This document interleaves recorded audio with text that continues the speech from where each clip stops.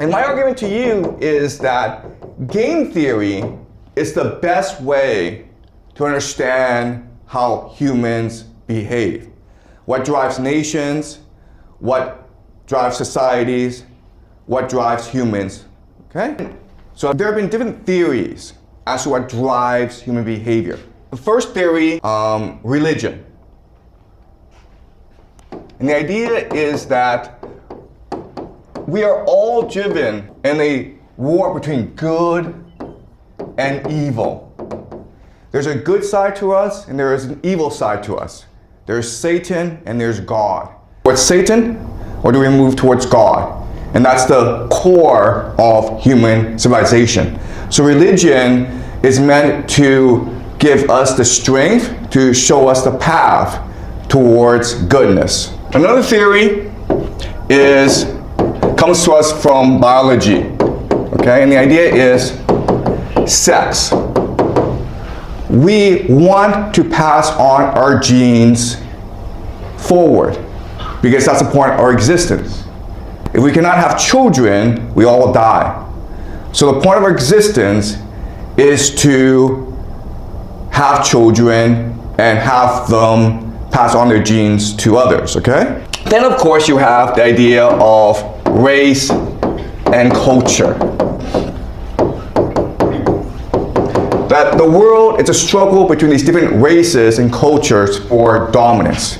And each race, each culture has their own characteristics. Okay, so maybe the yellow race, they're very clever, but they're very weak. And then the white race are brave, but kind of stupid. Then you have economics. Right? And what they believe is that we are driven by money or self-interest. And the last big theory is the idea of liberalism. That comes from the Enlightenment.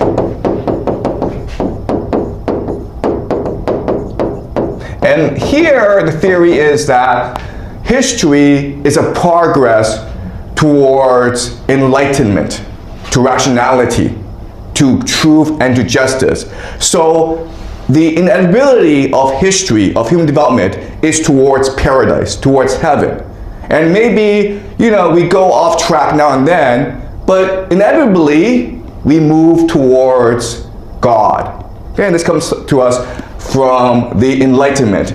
We call this liberalism. What I will do this semester is present to you another theory, which I call game theory. And my argument to you is that game theory is the best way to understand how humans behave. What drives nations, what drives societies, what drives humans, okay? So that's my argument to you this semester. So the entire semester, we will study game theory. All right, so what is game theory? All right, game theory is very simple. The idea is that there are three components to a game. Just three aspects to a game. There are the players, the participants, okay? Then there are the rules, or the constraints. In mathematics, we would call this the boundary conditions, okay? The limits to the game. And the third aspect are the incentives. Basically, how do you win this game? What do you get from this game? And my argument to you this semester is that if you study all three, okay? If you figure out who the players are, if you understand the rules, if you understand the incentives, then you understand how the game works, and then therefore you can predict how the game will turn out. Okay, that's the skill that I want to teach you this semester. And what I want to show you, or what I promise you, is that if you learn game theory, there'll be three major benefits to you as a student. Again, you don't have to learn game theory. You don't have to come to class. But if you spend the effort to learn game theory from me, then 3 things will benefit you, okay? The first benefit is that you become a better person. The point of education, guys, it's not to get good grades or get into university or get a good job. What I believe is the point of education is to make you into a better person, which means that you are a much more thoughtful person who can better analyze yourself and the world around you. This allows you to make better decisions. This makes you a much more curious, much more moral, and much more imaginative person, okay? So one benefit of learning game theory is you become smarter, and therefore you become a better person. Okay? That's number 1. Number 2 is you'll be able to understand the world that we live in. Because this world is kind of stupid, okay? So you may have heard that Donald Trump and the American military went into Venezuela for no good reason, kidnapped a president of Venezuela, which is against international law, and then brought him back to New York City where he will stand trial. It's really stupid what happened.